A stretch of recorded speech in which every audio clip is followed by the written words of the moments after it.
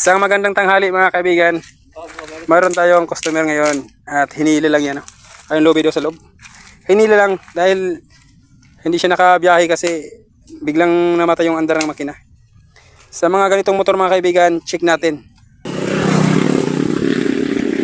Dapat upang umandar ang ating makina, dapat birong kuryente dyan na lalabas sa ating high tension wire.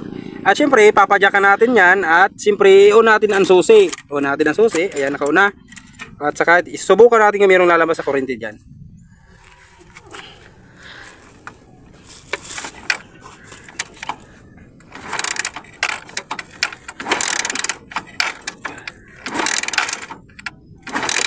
Wala talaga mga kaibigan.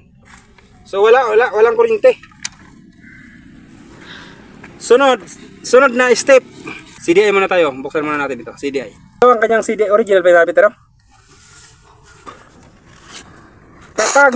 kapag kumpleto naman yung CDI natin at walang kuryente, ibig sabihin baka nga ito na nasira. Kasi sa ganitong pang-idadon o edad ng motor na ito, karamihan mga ano lang mga 5 years lang nasisira na yung CDI nya. Ilan na ito mabit? Walong taon na pala ito. So, maging pamilyar tayo dito sa ating CDI. Yan, ang CDI natin. So, hahanapin natin dyan, mga kaibigan, ang kulay brown, no? Hindi na natin ma-identify kasi sobrang ano na ng wires natin. Pero yung wires natin ay, ang hahanapin natin dyan ay ang kulay brown. Ititest natin kung mayroong supply, no? Ititest natin kung mayroong supply. Hahanapin natin, mga kaibigan, ang ating kulay brown dito. Kung papansin niyo ang test light ko, dito ko inilagay sa ground. Sa ground ng ating motor. O pwede rin yun ilagay sa negative ng ating motor, ng ating battery. Tapos itong isang wires ng ating test light, testingin muna natin dito sa positive. Ayan, umiilaw, positive. So dapat mga kaibigan, dapat itong kulay brown, once na tinusok natin ito, ay magkakaroon din ito ng ilaw. Pero dapat i-on natin ang ating susi. Ayan, naka-on ang ating susi. Ayan, naka-on. Dapat pag tinusok natin itong kulay brown dito, isibo-sibo ko eh.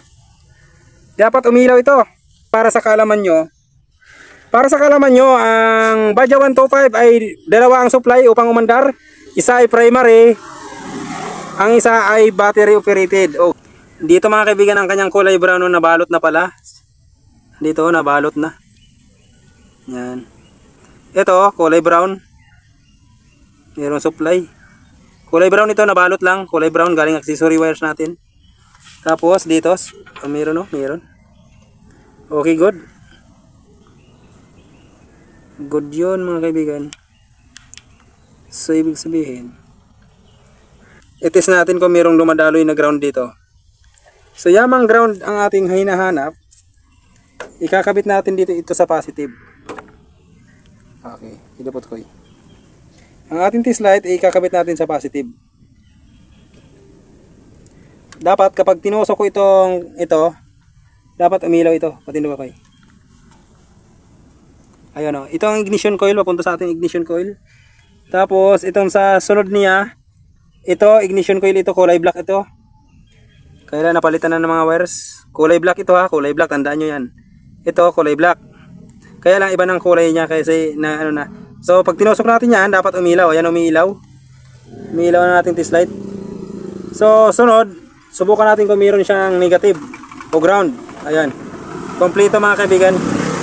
Kompleto ang supply nito. So ang ititis na lang natin mga kaibigan ay ang kanyang primary. Subukan natin kung mayroong primary. Ang primary niya mga kaibigan ay itong kulay pula na may strip na itim. Itong primary niya. Dapat pag kick natin, once na-kick natin, dapat umilaw yan. So, i-body ground natin ang ating test light. Itong kulay pula, tutusokin natin at isusipin nila. Hindi na. Dapat umilaw yan mga kaibigan. Kulay pula, solid kulay pula, dapat umilaw itong ating test light. Meron, tuloy daw. CDI yung kabit. Ha? CDI sira sana. Ay ka, bakal ka sari. Okay mga kaibigan ng primary. Okay, ibig sabihin good ito siya. So ang may problema talaga nito ay ang ating susi yan. Ang ating CDI. Itong problema nito mga kaibigan. Ay, test yan. Prove yan. May problema. Kaya wala siyang kuryente. Problema ng ating motor ito. So, ang may-ari, mayroong CDI. Ito yung stock niya, ito yung bago. Subukan natin kung magka-kuryente na siya. Kakabit na natin. So, ang finding natin CDI ha. Finding kasi kompleto naman eh. Good naman yung primary niya. Lahat ayan dyan. Pero test natin. So, dapat meron niyang kuryente. Sige, kabit, makikik daw. Makuryente ka ko eh ha. Tama kayo. Sige. Meron na. Meron na. Meron mahina. Mahinang kuryente. Ay, siya lagi ko.